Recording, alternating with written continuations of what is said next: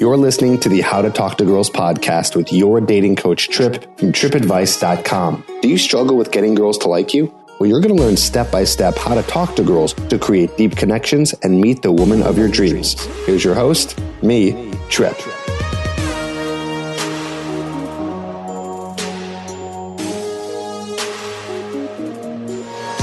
Hello and welcome to the How to Talk to Girls podcast. This is your host, Trip Kramer, from tripadvice.com. And as you might already see, this is a longer podcast. I usually, do these 15 to 20 minute little audios, but this one's a little bit longer than usual because I did an interview, which I haven't done in quite a long time, but this one was something I was very excited for. It's an interview with Noah Kagan from okdork.com and creator of AppSumo, and also formerly a Facebook employee who sadly got fired. He was actually Facebook employee number 30, so he was there pretty early on. He's an entrepreneur, and he's been through a lot of ups and downs in his lives, and he shares it with us on this episode of How to Talk to Girls. In fact, we dive into a lot of different topics. We jump around quite a bit, but all great information, good stuff for you, and I promise you're going to love it from beginning to end. And one of the more notable parts is talking about getting over rejection and getting over your failures and your mistakes, because I've made a lot and so has Noah, and we've gone through it. So we want to share our lessons with you and help you grow as a person. So I think you're going to enjoy this interview, and I listened to the very end because, like I said, we go through a lot of different topics in and out, and you're gonna dig it. So whether you know Noah or not, I still think you'll enjoy and get some good information. So check it out and enjoy. All right, looks like we're live here. Everyone can probably hear me. We're live here on Facebook. We got some people already coming in the chat room. Let's see what's going on. Cool people coming in. Awesome. So we are here now live with Noah Kagan. Maybe you've heard of him, maybe you haven't. If you haven't, well, you're going to get to know him today from okdork.com, also creator of AppSumo. And we are going to be talking about some really interesting stuff. I think Noah has a wealth of information that can be very helpful for you. No, he's not a life coach. He's not a dating coach. I know that usually my interviews sort of doing something with some sort of coach in that area, but he does have a lot of cool information about how to build a business. He was once employed by Facebook. He's got a lot of cool stuff going on, a lot of things to say about social media and things that can help you out. So you got to remember, when it comes to attracting girls, it's more about the inner qualities, meaning your personality and your behavior. So it's a lot about that, which I focus on the channel. But there is another part of attracting women, which has to do with the outer qualities, right? Things like your looks, your health, your money. While those things aren't as important, it's still good to work on those things because it allows you a better life and access to different opportunities. So I always still want to focus on everything we can in terms of becoming a more attractive person. And that's why we have Noah here today. So Noah, what's up, man? Thanks for being here. Trip Advice. What's up, brother?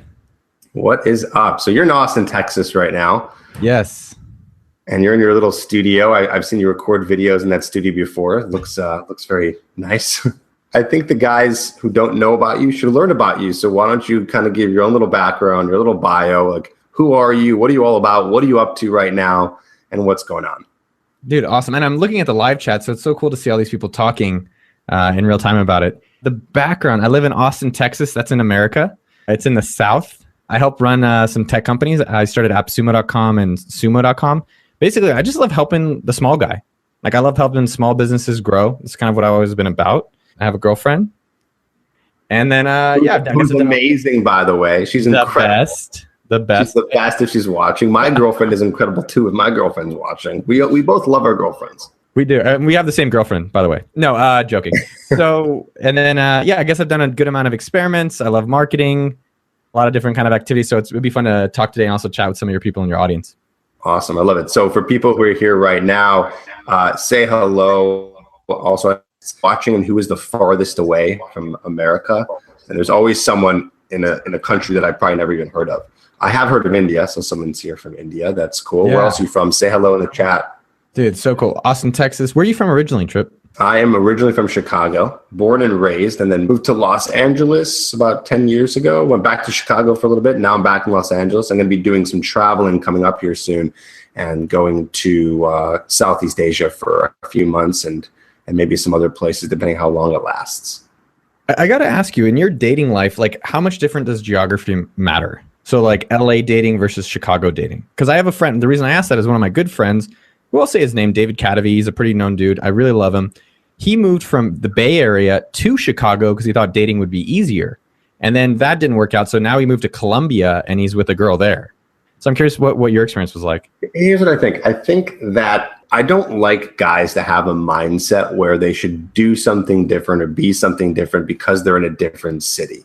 So, some people are in New York or LA and they're like, oh, well, girls here are like this and girls are like this. And so they think in their mind they have to do something different or treat them differently because girls in New York are more independent and girls in LA, well, they're more superficial. Like all these generalizations that people have. It's like, I don't want to, yes, I guess technically it could be harder in some cities, but I think guys should be treating dating the exact same way and meeting women the same exact way, no matter where they are, So yeah, I guess technically it can be different. Some people say that, I don't know, smaller towns have nicer girls or girls from the South are really nice. And I don't know, I've heard it all, but I want guys to not have to think about, be geography dependent on how they're going to attract girls. I don't know. What do you think? I mean, I think, what's up to everyone in live chat? There's a bunch of people leaving comments. One guy wants me to talk in a rap voice, which I don't really like Lil Pump's music that much. I think dating, a lot of the times, if you looked at it a little bit more like a business and like marketing, there would actually be there's kind of interesting. So to some extent, you have to do two things. Like, where are your customers? Right. So if there's more better customers for you in certain areas, like maybe you like Asian people, like maybe be in the Bay Area, or you like financial people, or you like models, or if you go to like Utah, there's probably more people that are ready to be married soon. So I think there's definitely an impact where you are geographically. And then the second thing I think you have to consider is like, what's your angle? Not that you have to have this like game, but I do think you kind of have to think about what's my differentiation, or who am I and what am I attracting? And then the kind of based on that, it makes it easier for you in these different geographies. Yeah, totally. I agree. I think basically what you're saying is like knowing what you want and knowing what kind of lifestyle you want, because let's agree that in different cities, there's different cultures and different lifestyles. Like I lived in Chicago for a while and I lived in LA, and yes, it is different. Like the type of lifestyle is very different here than it is there. Most people in LA are single for a long time. They're like either an entrepreneur or they're like, I don't know what the word for this would be. Like, what's the word for someone who's like trying to become like a director or an actor or someone creative? It's like, that's not an entrepreneur, but in a way it kind of is, because your business is you. But anyways, my point is like, there's a different type of vibe in terms of what people are doing and what they want in each city. So I guess, in terms of what you're looking for, like if you really know, and you should know exactly, what you're looking for, because then you can work backwards and reverse engineer the process. If you're like, hey, this is the type of lifestyle I want, this type of girl I want. And there's going to be guys watching who are like 18 or even 25 who are like, well, I don't know the answer to that question. Well, I have some ideas. What do you think would be some good advice or some thoughts for a guy who's like, well, I don't really know what I want in terms of lifestyle. So this could be either a type of girl that they want to date, or a lifestyle they want to live, or what kind of job they like. How does a guy just figure out like what he wants his life to look like? Dude, I would say my 20s were like a roller coaster of emotion with mostly sadness. Oh, that's terrible. But out of that probably came a lot of growth, right? Yeah. I mean, you don't really grow as much during the good times. Like one of my favorite stories, Trip, and I've been telling this story a lot because I think it's so funny. It's a Chinese story called The Man and His Horse. Have you heard the story? No, but say it. It sounds like I could know it. I've heard a lot of like horse fables, but go on. Dude, it's a Chinese fable, like Guang Shai Lo or something is the title, and it's about a man and his horse. My friend Andy Dunn from Bonobos mentioned it to me, and I thought it was powerful. What he talks about is that there's a man and his horse in this village. All the other people in the village go out to war because their horses are healthy and his is sick. And he goes to his father. He says, "Father, it's a curse. Everyone hates me because I didn't go to war, and I'm cursed." And the father goes, "It's a cursed, but maybe it's a blessing." And everyone at war ends up getting killed. And he goes to his father. He says, "Father, it's a blessing. I didn't go to war because my horse was sick. Now I'm alive. And it's so great." And the father says, "It's a blessing, but maybe it's a curse." And so because he's the only man in town, then bandits come in to rob the town. And because he's the only dude left, they then shank him. They shank him right in the neck.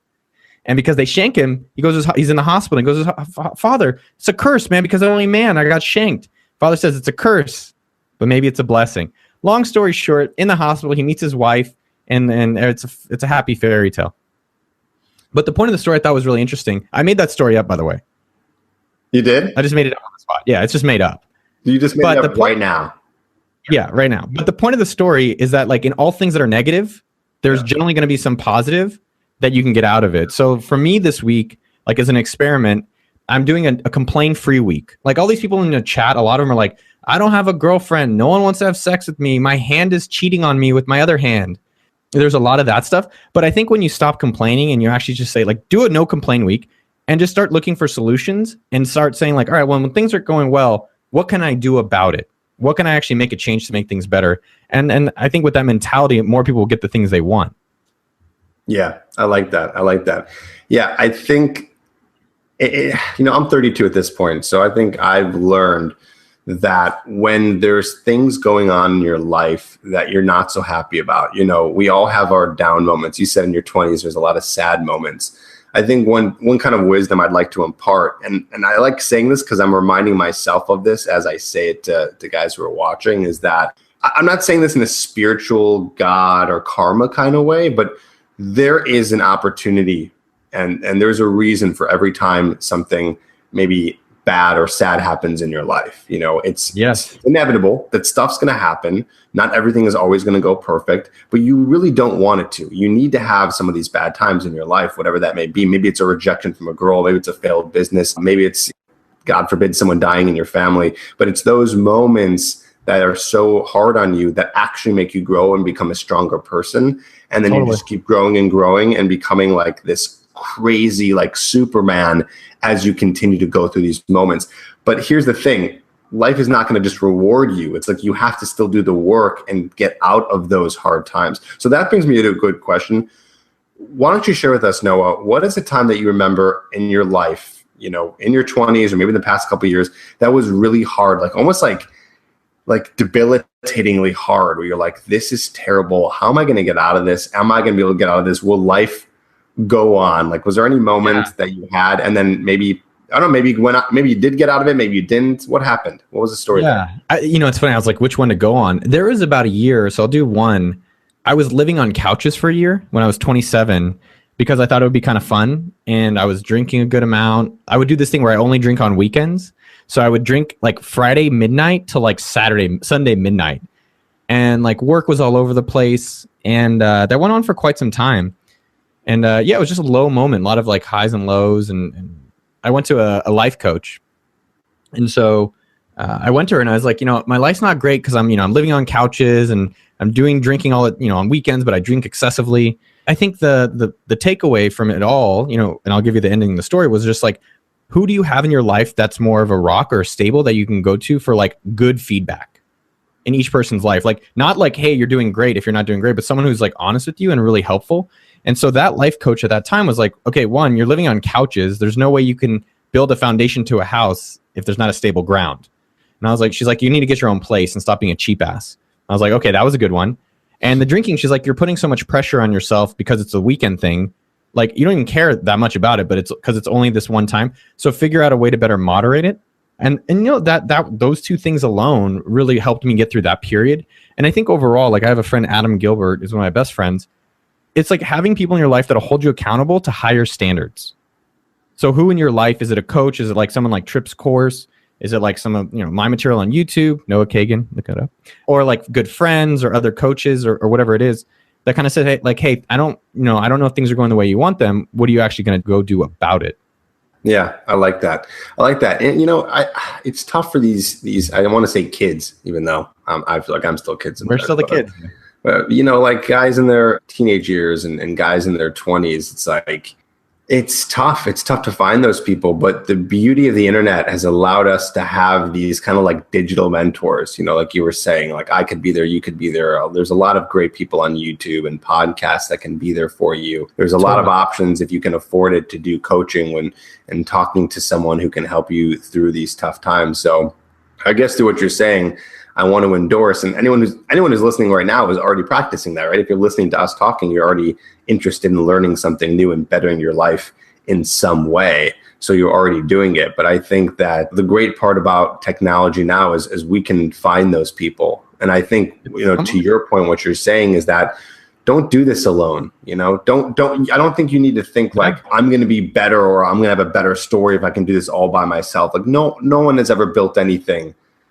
Oh, none. Completely on their own. And I even mean like even themselves. Like you need other people around you. You need that help, and it takes you very far. Let me ask you, because a lot of your audience are people looking to improve their dating. Some guys are asking about peacocks, and other people are asking about other animals and so forth.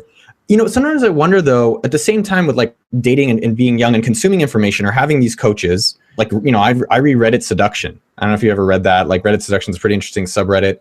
Yep. And I do wonder at some point, I think with a lot of people out there, it's so much easier just to consume information, like watch your videos and get great tips, than actually going and implementing it and practicing it. And that's kind of the thing, like one of my strong messages for, everyone in the live chat or the people watching live or afterwards, like, yes, you can watch this video and we'll give you tips on dating or tips on business, whatever it is. But it's that implementation of those tips that is like the greatest lesson. It's the implementation and like practicing it as a muscle. Like, let me go practice talking to new friends, guys or girls. Let me go practice like trying to sell something. And the more you get that muscle stronger, the easier it becomes. It's lazy and easier just to sit behind the computer and just like, all right, well, I'll watch another video. It's harder to get the hell out of the computer, go out in real life and make some stuff happen. But that's where the growth will happen. Yeah, I totally agree. On my podcast a lot. Sometimes on my YouTube channel, I should probably say it more, but on my podcast a lot, I continuously preach, I can make up numbers right now. I usually just say like 75-25, right? 75-20 or even 50-50, which means that, 50% of the time you're consuming, which means you're watching a video like this, and the other half of the time you're implementing. Or you can go 75-25 if you want to be really extreme and say, okay, 75% of the time I'm going out and implementing, 25% of the time I'm taking in information. What ends up happening, I think, and I'll speak for myself and other guys, is it starts off like 99-1, right? In favor of you're just consuming. Totally. You have to learn.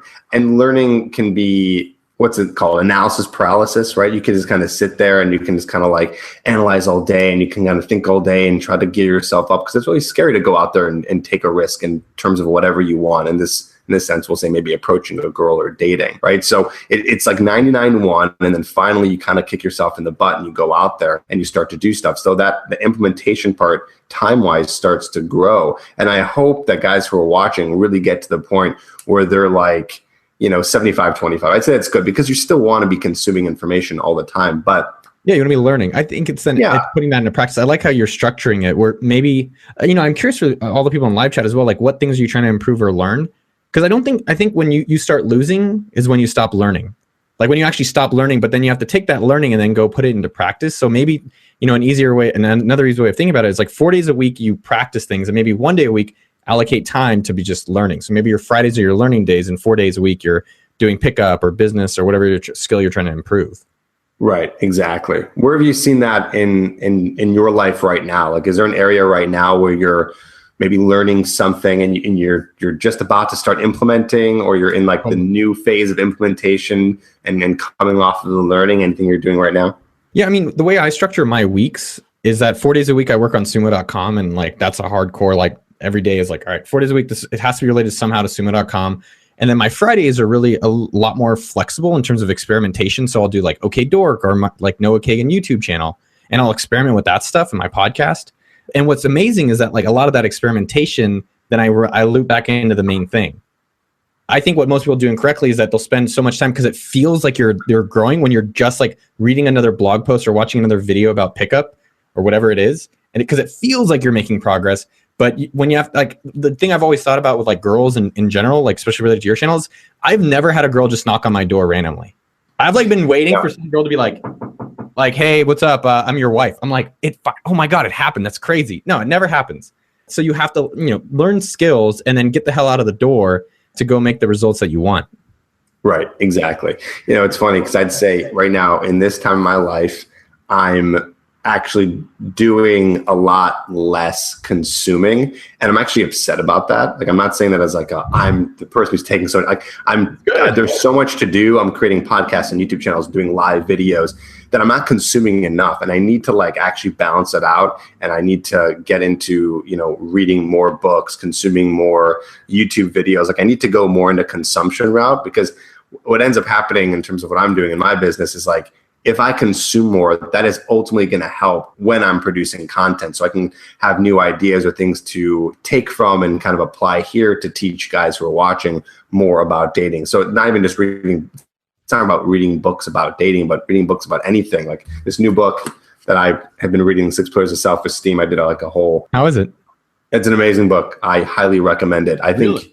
If you're, I mean, you seem like a guy who's very into personal development. And if you are, I mean, it's like the #1 book on self-esteem. And the thing is like, we know self-esteem, like we hear about this as kids, but I don't think we realize, and I didn't realize until reading the book, how important self-esteem is to your whole life. Like, it is the foundation of every single decision and everything that you ever do. And I'm kind of learning that from this book. So highly recommend it if you're watching right now, and recommend it to you, Noah. Good thing to Thanks. check out. Yeah, bookmarking it. For sure. Nice. I want to ask you a question here. You made a YouTube video about shaving your head recently. Yeah. What was the impact this had on your self-esteem and dating? Yeah. Well, I'll tell you that I'm going bald. And one thing there's so many fascinating parts about it for myself, because one, I've always been self-conscious about it ever since literally I was 21, senior at Berkeley. And I was like, I could see it happening. Like I could see the shade going up. And, one thing that was amazing about it is that no one cares about it as much as you do, and no one notices it as much as you do. Like, I thought everyone's seeing it, and I was like, no one saw it. Second thing that's interesting about going bald is one of my friends, Brian Dean. He's pretty much bald. He was like bald at like 20. He was like, you know, Krusty the Clown bald. And I asked him, I'm like, dude, you're pretty bald. Like, how do you deal with that? And he's like, when you're it's like the way he phrased it was so strong. He's like, girls don't really care. Like, you're bald. Yeah, I can't control it, but I can't control my confidence. I can't control how I feel about myself. And I was like, that's so sexy. And like, this is one of my closest friends, and I really love Brian Dean, but he's like, I can't control the hair, but I can control my attitude. And I was like, respect on that. And then a few years ago, the hair was just like, it's basically short in the front and then longer in the back. And so one night I just said like, all right, fuck it, I'm going to shave it. So I shaved it all off. I felt almost cried. I felt so sad about it. And I went over to my girlfriend's house at the time. This is the ex-girlfriend. And I was like, just like my head was down. And then she was like, you look fine. I was like, what do you mean? She's like, you look fine. It was interesting to think about, like, no one actually really cared that much. It's really about how you present yourself and hold yourself. Then the hair is just like, now, like, being bald is actually like the new thing.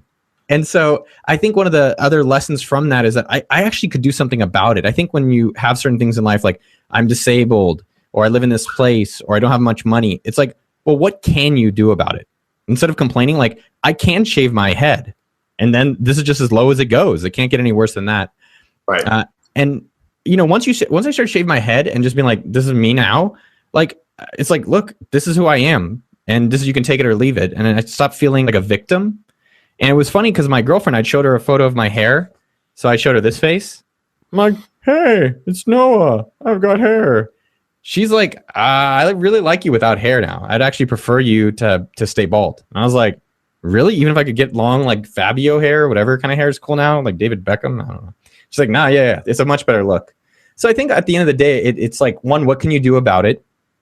And two, think about your own attitude, because that's something that, like, it's been interesting with you know, business and with women in relationships. A lot of it is confidence. Like, how are you holding yourself? And I won't say I'm always confident. I definitely have moments of insecurity. But the more that you hold yourself, like, you know, people want to be around people they like. If you want to be around people fun. If you have that, who cares about your hair? No one cares about it as much as you do. Yeah. I think people in general are pretty insecure. Like, the average person's pretty insecure, which is one of the reasons why they are attracted to someone who's not insecure, we'll say is secure in just life in general. And I'm not talking about attraction like male-female attraction per se. I mean, that's included, but I'm also talking about just being attracted and like kind of sucked into someone else's world. You know what I mean? Like, if someone were to meet you and talk to you, they'd be like, oh, wow, this guy's like a confident dude. Like, he's like sure of life. And it's like, he doesn't really care. It's like, you kind of like become like attracted to that. You're like, yeah, like, I like that attitude. Like you become more attracted to people who are secure. And I want to kind of go back to the whole women in dating thing, is that there are women out there who are going to say things like, I want a guy with gorgeous long hair. I want a guy who is really strong. I want a guy who, looks like Brad Pitt and has the talent of, I don't know, Justin Bieber, whatever, like I want a guy who's over 6 feet tall. They say all these things. And so it kind of messes with our heads. Guys are like, oh, well, girls want guys who are tall and have hair and all those things and who are buff. And they say those things, but really in reality, they're more attracted to the confidence that you're speaking about, Noah. And I think that is something that guys don't really understand yet, because the media portrays in a different way. I always say the same story over and over. You'll know this because you're in my generation. You ever watch the show Saved by the Bell? Dude, of course. Okay. Which is sad, because I know there's people who are younger who are like, what's go watch it, everyone. What did you say? I said for everyone to go watch it. Yeah. Saved by the Bell is like this show in high school, and it's like the nerds and the jocks and the cool people. So it's really like there's a lot of emphasis on like nerds and the cool people. Like in every episode, there's something going on with each one. So as a kid, I'm watching this, and what am I learning about attraction and dating as a kid? Well, I'm learning that if you're a nerd like Screech, then you'll never get any girls, and the only girl you might get is another nerd. Right? He tries so hard to get Lisa his love, but she's popular and he's a nerd, so it's not going to work out. Zach, the popular, good-looking guy, literally dates every single girl on the show. He has a thing with Jesse, with Kelly, with Lisa, all the different characters. So does the popular guy, AC Slater, who's Mario Lopez.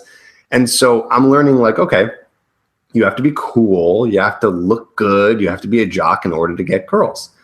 And so it took me years and years to unwire that and realize that's not how it actually works, and that you can attract a woman by having that unshakable confidence. Doesn't matter if you're bald, doesn't matter if you're a four eyes like me, doesn't matter, of course, I would still say, like, no, you can't be severely obese. Like, okay, that's going to significantly lower your chances. But it's really all about the way you display your personality and your confidence. And there's proof about that. What do you think about that, Noah? Well, I think there's two parts of it. I think one, it's how much do you like a few things. One, it's conviction. So if you go out, you have conviction. Two, it's like, how much do you like yourself? Like, I think it's like, I think confidence comes like, hey, am I liking the people I'm with? Am I liking the things I'm doing? Am I liking the things I want to be doing? Yes. So go do more that you like. Do things that you can control. You can control what you wear. You can control how you talk. You can control your like hygiene. And the last thing I would say is that, as much as I think guys are insecure about times, the girls are insecure too. I was talking with my girlfriend and her friend, and one of them was like, yeah, I hope I get laid this weekend. And I'm like, what did you say? She's like, yeah, I can't, I hope the guy, I want to get laid. I'm like, you're the girl, be respectful and appropriate. It's like, I think guys, we're like building so much up in our own heads that we kind of forget that the women are humans too. And ultimately, like, everyone generally wants the same thing. And so I think if you just start liking yourself and doing things that are natural to you in natural settings, you'll actually just do better in general. What do I mean by that? I think a lot of guys at times like read dating books or watch the videos and they're like, well, I have to go to a bar and drink and then find someone at 2 a.m. When maybe just go find them in your natural setting. Maybe it's at a dance thing, like you like salsa or mountain biking or reading, and find people in things that you're more like you have a home field advantage in. And I think that'll be easier for a lot of people to win. So those few of the thoughts. Because I think confidence is hard. I think I'm not sure fake it till you make it, but like going to a bar and just like going up to women, I think it's good in the sense of it practices just communicating with people. But I think people should figure out how to do that in a way that's also natural for them. Yeah. And so you're saying it's best to maybe already find something you like doing and then being able to communicate, socialize with the girls who are in kind of that arena. I always say to guys, like, go to meetup.com. Find a cool couple meetups that there's going to be guys and girls there, and go. And then how easy is it going to be to meet someone in that atmosphere than just going cold to a bar or club, which I still recommend guys do. But if you want it to be like a warmer approach, so to speak, I mean, you can easily start a conversation with someone, based off of something that you already enjoy doing. Yeah. It's interesting if you think about historically, like how dating has evolved. Right? Like before you would be in a town and there's like 4 women to choose from or like 2 goats. And you're like, well, I guess I'll take this one, and there wasn't as many options. And now, there's all these apps and there's so many different options to meet people. And so I think you got to figure out, like, for me, I met my girl because I told a lot of my guy friends, like, hey, if you know any girls that are great, just introduce me. And so a friend did, and that's how we started dating. So I think it's figuring out how to win at your own game instead of just going and doing what everyone else is doing. And that's probably a way of feeling, dress the way you like to dress, do the hygiene you like, do the work you like, and then go find a girl kind of in the environment you like, I would recommend. Right. Cool. I like that. All right. So let's go more towards, because I know that we're almost, we're coming to like maybe 15 or 20 more minutes left in the interview. And I want to talk more about some of the stuff you've been doing and some of the stuff you've learned in terms of business. So there's guys out there who might be watching this, and you have started companies, you've worked at huge companies before. So, if there's someone out there that wants to go from, working that minimum wage job to actually starting their own business or trying to make more money. Yeah. I know this is a big question. This is what you call, how do you cure cancer question, but where would someone start? Because that is the question guys are asking. They're like, how do I make more money? How do I start a business? Everyone's doing this cool thing where they like start these businesses and do online businesses or start an app or whatever. And you have a lot of experience with that. Maybe you got some cool stuff to share. Yeah, I can tell you exactly what to do. So let's say you work at, like, you have a shit job, you have to go there, you don't like it. Most people think that the job will change their life, and for the most part, or a certain amount of money will change life. It won't. Like, I've got a good amount of money, but like I still have bad days. It doesn't take that away. So I think what more people need to do is figure out how much money do you actually need to live the lifestyle you want. Because sometimes running your own company, Trip, I was telling you, by noon today, I've already dealt with like 4 fires. Like shitty fires. I'm like, that's just noon. I haven't even gone to the afternoon yet. And I'm not complaining about it. I'm just telling you what it's like when you start your own business. It's not always great. What you really have to figure out is how much do I need and what type of environment of work I can do to get there. Okay. So that's how I would start it for everyone out there. Number 2 is that pick anything and do it for at least a year hardcore. So here's what most people do if they're trying to make $10,000 a month or whatever amount a month they want. Like all the guys in the chat or worlds out there that watching this later. They're like, I want to make $5,000. I'm going to build some software. They build software or they try to do some sales. And then after a month, they don't have much money. And they're like, well, I'm giving up now. Let me blame someone else. Noah's advice sucked. I hate that guy. So the alternative is like, let's just do it in actuality. If I was trying to make a shit ton of money, here's what I would do. I would go take my car and drive Uber literally 24/7 in whatever is like the most popular area. Like if it's LA is where there's more money to be made, I would drive from Austin to LA. And for like literally probably 6 months, I would just do Uber all day. And at night, I would start helping someone for free who is at a place that I want to go. What does that mean? So let's say I wanted to be like you. I would email you once a month. Like, hey, Trip, I know you're working on your podcast. Here's 3 things I can do. Write blog posts. I can promote it this way. And I would keep wanting to connect with people who have already gone to the promised land. So part 1, find some type of work. It could be valet. It could be Uber. The more that it's around people who have money, the better. But you've got to do it hardcore. What most people aren't willing to do is suffer. They're like doing their 8 to 5. And they're like, I don't know, I'm not rich. I'm like, well, what time did you get up? Did you drink this weekend? Did you go out Friday night? Yeah. It's like, all right, that's why you're at where you're at. Like, I can't tell you how many times it's 4 a.m. I'm on vacation and I'm on my phone because there's some issue with business. That's probably why some of the things have worked out for me. Not the only reason, but so number 1, suffer a lot for at least a year. No, that's it. You want to make a lot of money, go suffer for 1 year, put in the work. Don't make videos about it. Go put in the work and then go find someone and do whatever it takes to help them that's in the place you want to be. And you do those 2 things, you'll get 10,000 or however much thousands a month you want. I like that. That's a very practical way of doing it. I like what you're saying about the reality of suffering and that people have to understand that that is going to happen. And I always say it too, related to dating advice. It's like with dating, you're going to get rejections. So that's like part of the suffering there. It's like, but I'm not saying that. I don't think you're saying that to stop people from doing what they want.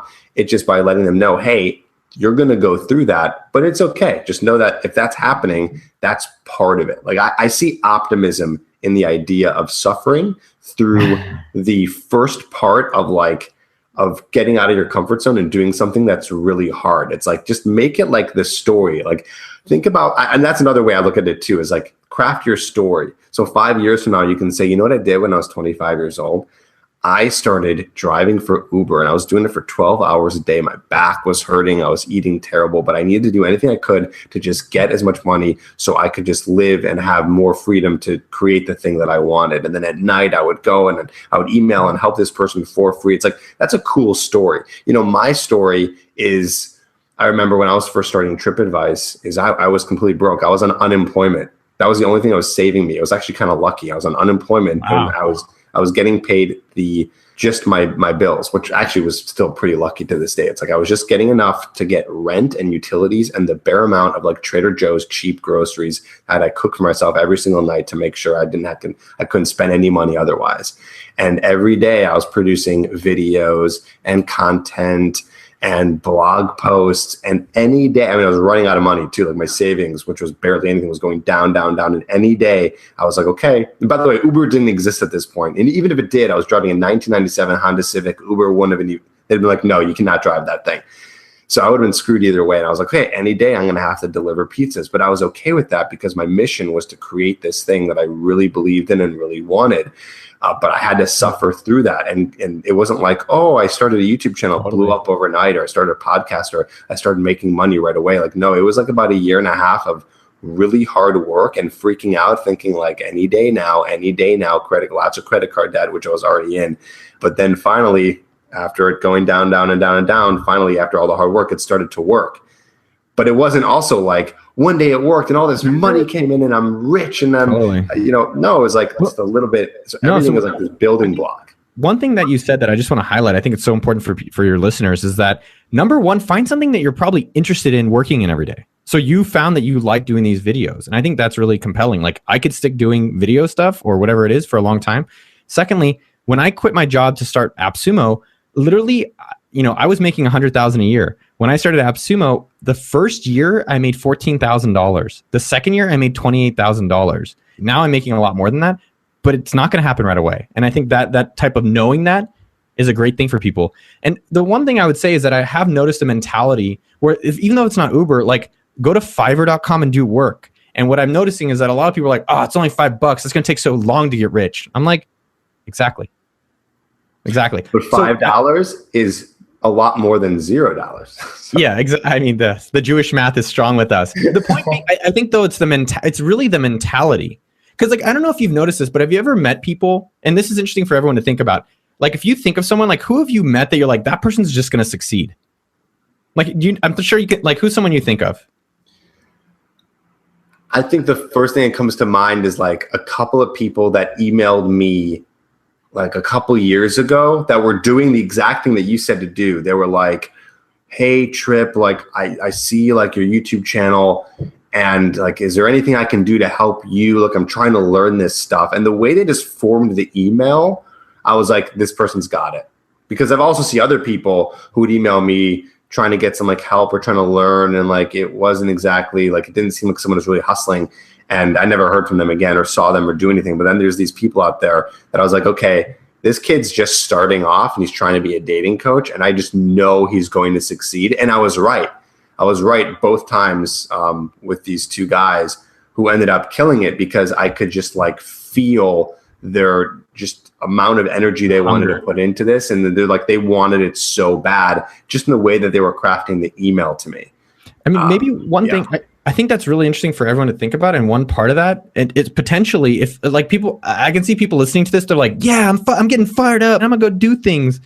And then like the show ends and then like their mom is yelling at them or the bill is there or the new Netflix show is out. I think one easy way is like, I like simple rules. Simple rules like serve me so well is just because like I can be dumb and I'm like, oh, I just follow the rule. Maybe for each person out there, it's like whatever you want. If it's a fitness thing, if it's a dating thing, if it's a business thing, like commit 30 minutes a day to moving forward in it, whatever it is. But every minute, every day for 30 minutes, no matter what, do something towards it. And I was thinking about a girl, Andrea, who's running an online business called This Dog's Life. And every day she has to contact 3 people to sell her dog toothpaste. And every day she has to email me. And that's it. I'm like, I don't care what else you do all day. You can stay at home. You can eat bonbons. I don't know, whatever women do. Like she probably does a lot of other cool shit than me. And just contact 3 people to sell your product every day. And, that simple rule is working well for her. And so I think more people can get benefit out of simple rules or, commitments daily to your goal. Yeah, totally. I mean, so when I first started TripAdvice, and it was a coaching practice. So I was focused on selling coaching. I had a sales coach who basically said, in a different way, what you're saying. He's like, just get on the phone and get in front of anyone you can and just try to get them, interested in coaching. It was like, just do, whatever you need to do to get in front of people, whatever you need to do today, whether it's going out, meeting people, networking, commenting on your YouTube channel from someone who liked it, to get on the phone with them, like anything you could do. And I like that. I mean, it sounds more like, like that hustle mentality, but I like how you kind of simplified it. It's like, just, get on the phone with these amount of people, do these couple things, whatever it is. 30 minutes a day, anything you can do. I love that. You know what's funny? It was like, it's so interesting. People, I think people want to make things really complicated. And they want to it's like, oh man, I'd love to be a dating coach, or I'd love to have a software business. I'd love to be, this restaurant. And I'm like, well, have you gone and helped anyone with their dating? Have you actually, you want to help people grow their email list? Have you gone and helped one person do it? And I think we kind of skirt around. But if you just actually went for the core and you actually went and did the thing you talked about doing, like helping people one-on-one with dating, one by one with their email list, one by one with their health, that's all it is. And then you keep adding one by one, you generally build something substantial over a longer period of time. What do you think is something that you did in reference to that? I mean, even with health, right? I think sometimes what happens is we get, my mom, I always joke she does the watermelon diet, where she'll eat watermelon for a week. And I'm like, Mom, stop eating watermelon. And she's like, no, it's my diet. And the next week she's like, I ate a pizza. I'm so naughty. And I think with my health, for instance, when I started it 5 years ago, getting more into health, it was just like, all right, I'm only going to work on breakfast. And that's all I did for a year. I just made a good breakfast. Then year 2, I was like, oh, I'm going to try running 3 times a week. Then the year after that, it was like, I'm just going to go to the gym 3 times a week. And then it got more sophisticated, but it was like creating something where you're building up like a fire instead of, I think, trying to swallow the whole pizza in one bite. It's a lot harder to do. And the same with business. I think we want to make millions of dollars instantly. And I think the universe reminds me, today we sent out this email and it made almost no money. And, I've been doing this 7 years with this company. And I'm just like, oh yeah, there's a reminder. It still takes time. You have to keep learning and you have to keep improving. Yeah. Yeah, totally. So that reminds me, have you ever heard of the 1 push-up method? No, tell me. Okay. So what we're saying right now is okay, do something 30 minutes per day. Hey, just 30 minutes per day. And it's actually kind of crazy how 30 minutes per day is technically not a lot, but it still is. And I'll say this from experience. I've tried to start habits where it's it's only 30 minutes per day. Meditation, 5 minutes per day. But for some reason, you don't end up getting yourself to do it. The hardest part is starting. So I want to give a tip to help people, be able to start that thing that they want to do. It's only so much to say, okay, I'm going to do this one thing 30 minutes per day, but how do you even get started to do that? Because even 30 minutes can be overwhelming. So I remember reading an audiobook about habits. Wish I remembered what it was. This was maybe 4 years ago, but I took one thing away from it, and he talks about the 1 push-up method. And the 1 push-up method is, he's talking about working out as an example of a habit you want to build. It's very difficult to get to the point where you're 3 times a week, 4 times a week working out, even though working out is only could be 30 minutes long. What's so hard about that? But for whatever reason, we have a hard time getting started, all because of motivation and things like that. So he says, instead of thinking in terms of even big chunks, think of the smallest thing you could do. So what's the smallest thing you could do with working out? Well, just get down on the floor and do 1 push-up. Easy to do, right? I mean, we can't get any easier than that. If you can't do that, then something else is going on. But easiest thing you could do is just 1 push-up. Everyone can do 1 push-up. Even if it's a failed push-up, everyone can get on the floor where they are and just try and do it. What happens magically when you do 1 push-up? Well, since you already did it, it's not so hard to do another one. So even though your goal might be, I'm just going to do 1 push-up today, you end up doing 5, or you end up doing more. And then you end up doing 10, and that motivates you because you just accomplished something that you're like, you know what, I feel kind of good right now. I'm just going to get my shoes on and go for a run. And it just kind of builds and builds, and you get this kind of snowball effect of motivation and momentum. And it works. It works like a charm. So I want guys out there who are listening to try the 1 push-up method in any area that you want to succeed. So if you're watching this, you probably want to learn about dating and relationships. I always say, in order to get better, you go and approach.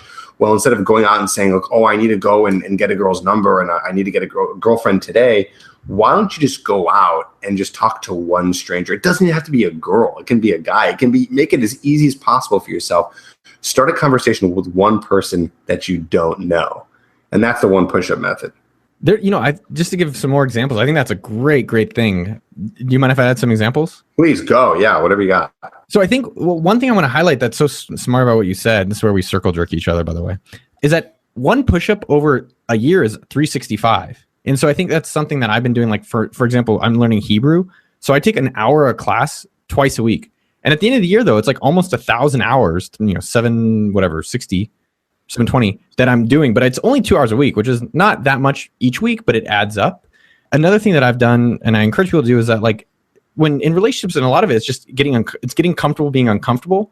So I like doing like a high five challenge. So for a week, each day, go out and try to just get one high five. And it's kind of a fun thing because most people are pretty happy to high five strangers. And I think that's kind of a fun one that I've liked to do if I'm ever feeling like lonely or want to connect with other people, is just try to go get a high five. It's like a small one push-up challenge. I like that. Okay. And so what Noah just did is he took my example and he made it even more simple. So I love what you did there, because my example was go out and talk to someone who's a stranger.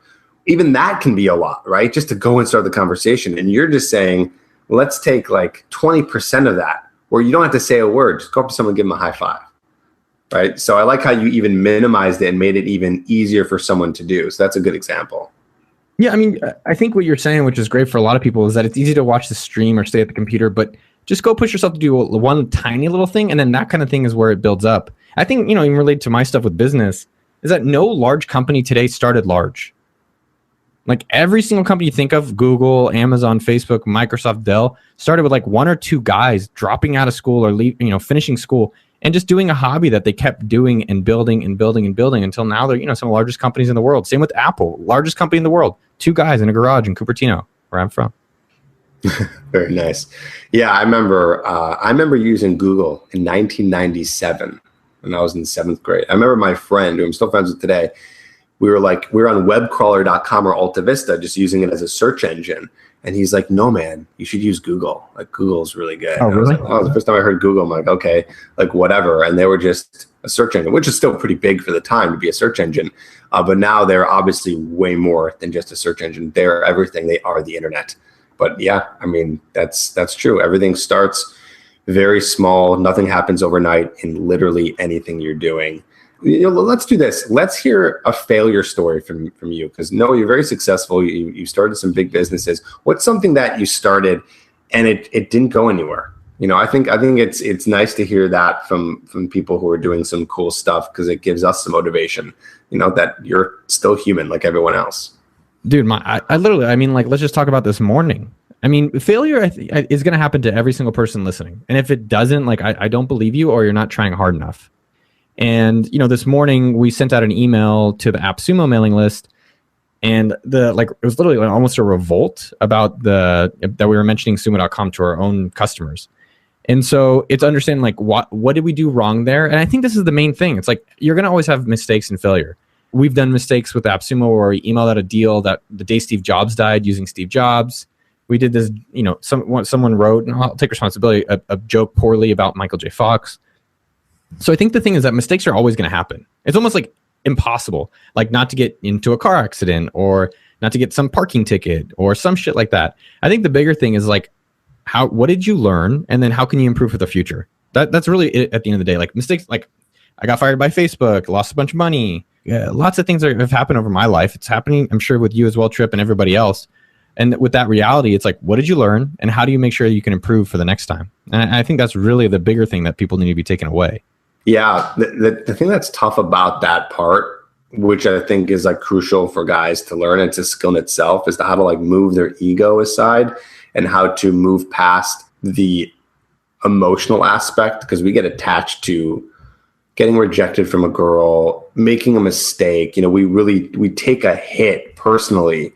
And so I'm always trying to teach guys that instead of trying to take that emotional hit and only focus on you being this like terrible person because you made this mistake, is doing exactly what you said, Noah, is like looking at something and saying, okay, like analytically, like, okay, I did something that was a mistake or it didn't go the way I wanted to go. What can I do better next time? And just learning from the mistake as fast as you can and looking at more subjectively than attaching it to who you are as a person. And I think, kind of what we've been saying here the whole time is like, you're going to make mistakes. So because you made a mistake, because you've got rejected, because you failed, that doesn't mean that you're a shitty person, because this is just part of it and you can never run away from it. So you're like, okay, you just got to remember the mindset is, oh, it's part of the process. The mistakes are part of the process. The rejections are part of the process. The failures, the ups and downs. There's days that you're going to be so high off of life and like everything is working. And then the next day you're going to be like, everything's not working and everything's bad. And you got to remember that the ups and downs are just part of it. As long as you continue with it and look at it with that analytical eye and say, okay, let me just push my emotions aside for a second, forget about complaining about how I'm like a shitty person and just focus on what can I do better. And if you can try to focus on that, you start to build. At least that's my theory on it. I think that's great, man. I mean, you made me reflect on like this one time 2 years ago after I became single. I like met a girl through a friend. We went out and then I was like, totally, she wasn't even that great of a girl in general for me. Like for me, she wasn't, but she didn't respond to my texts. And I was like, oh, the world is ending. I'm never going to date again. I'm going to try being gay. Everything sucks. And then after a few weeks of just being alone and liking myself more, I was like, oh my God, you didn't even like her that much. What were you doing? So to some extent, I think sometimes if you actually stepped outside your life and evaluated your life, or, if you had to give yourself feedback, you'd probably you'd know the things to do. You're like, dude, you really just need to, work out a little bit. Let's work harder or change jobs. And then, how much effort are you putting into meeting new people? Because it's probably proportional. Like you put in more effort, you probably are more likely to meet someone you're going to be with. And I think sometimes we just kind of like don't want to do the things we know we have to do. Right. Exactly. Okay. I got about 10 minutes left here. So I want to move this to the chat. I know there's been a lot of questions, but guys, what questions do you have here for Noah? Again, Noah, maybe just real quickly say like what you can speak to. It doesn't have to be about dating. Like what is it that you can speak to, so guys have an opportunity to ask you some questions. Just whatever's.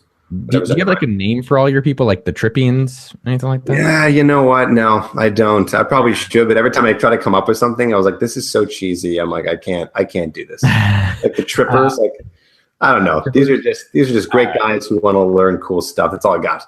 If you got a name for the crew, let's name yourself. So I'm Noah Kagan. I helped start AppSumo.com and Sumo.com. Worked in a few other popular tech companies, Facebook and Mint.com, a lot of .coms. Yeah, I think I'm pretty knowledgeable in talking about how to start businesses or growing your businesses. And I have a podcast, Noah Kagan Presents, on YouTube, Noah Kagan on YouTube, which I think more I can talk to like about growing a YouTube channel or not growing it, which is what I've been doing. So those are some of the things that I can talk about. Oh, thanks for posting the link. Yeah, so guys, I just posted a link to Noah's channel. He's got some really cool videos, a lot about business and things like that. I even watched a video today. It was the best way to ask a question, which is about saying the what and not the how, which I really liked. Thanks, dude. I do that with my girlfriend now, where a lot of times when you're talking to someone, so everyone can use this. I'll give a quick tactic you can use when you want to talk to girl, guy, anybody. And it's normally you say to someone, how was your day? How's work been? And it's kind of like this shit one where it kind of just opens you up for like a yes, no answer, a binary answer. And so I've been using this phrase and I would recommend everyone use it. Just you start with a lot of your questions, start with the words, tell me. So when you see someone now, just be like, tell me about your day. Tell me what's new with work. Tell me this. And it actually kind of encourages them to tell you more things than just like, how was your day? You're like, it's fine. So that's something that I definitely like. I like that. It gives them more of an opportunity to say something. Like if someone's, how was your weekend? They're going to be like, good. You can't work off of that. Yeah. For weekends, what I even do, and I don't know if I'm unique with it or not, but like, let's say Jose, who's in your chat, or Matthew, or any of these guys, Radfu72, I normally am say, hey, what was the highlights of your weekend? And the thing with questions and talking with girls or guys is that how do you make it easy for them to answer? And that makes it a lot easier. Like, hey, what was the highlight of your weekend? It's like, oh, actually, this and this were highlights. And then that opens it up to a lot of discussions instead of like, how was your weekend, which is kind of like a shit question. Yeah. I do something similar in terms of like asking favorites, like instead of asking like, oh, have you been to any good restaurants lately or seen any good movies, like those really boring questions. And I'm very curious about this. I'll be like, what is the best restaurant you've been to in Los Angeles? And they're going to be very excited to talk about that, by the way. People love to share the things that they really like and they love. And that's, by the way, that's the only information I even really want, technically, beyond the fact that I want to start a conversation. Like, I don't want to know what they've been doing lately. What's the best thing they've done and why is it amazing? And so I might ask someone like that. And that can be related to any topic, not just restaurants.